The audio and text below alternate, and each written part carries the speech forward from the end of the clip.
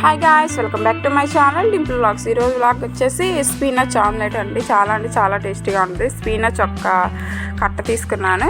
అది చివర్లో కట్ చేసేసుకొని అన్నీ మొత్తం ఒకసారి కట్ చేసేసుకోవాలి ఆకంతా. అది ఒక మిక్సీ జార్లో వేసేసుకొని కొంచెం వాటర్ యాడ్ చేసుకొని మిక్సీ పట్టేసుకోవాలండి. మొత్తం వేసేసుకున్నాను కదా, ఇప్పుడు మూత పెట్టేసుకొని మిక్సీ పట్టేసుకోవటమే. ఒకసారి గ్రైండ్ చేసేసుకొని ఓపెన్ చేసాను. చూడండి ఆ పేస్ట్ ఎలా ఉందో, ఇలా ఉండాలి.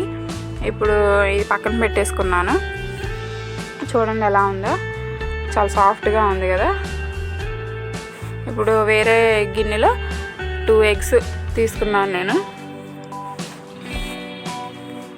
ఇది బ్రేక్ చేసేసుకొని వేసేసుకోవాలి. ఇప్పుడు దీనిలో 1/2 స్పూన్ సాల్ట్, అలాగే ఒక 1/2 స్పూన్ కారం యాడ్ చేసేసుకోవాలి.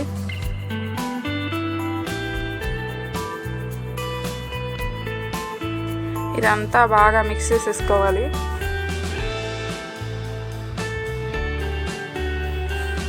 ఇదంతా బాగా మిక్స్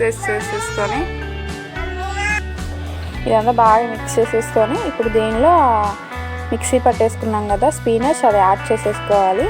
ఇప్పుడు ఒకసారి మళ్ళీ అంతా మిక్స్ చేసేసుకోవాలి. ఇదంతా ఒకసారి కలిపేసుకొని దోశ ప్యాన్ పెట్టేసుకున్నాను.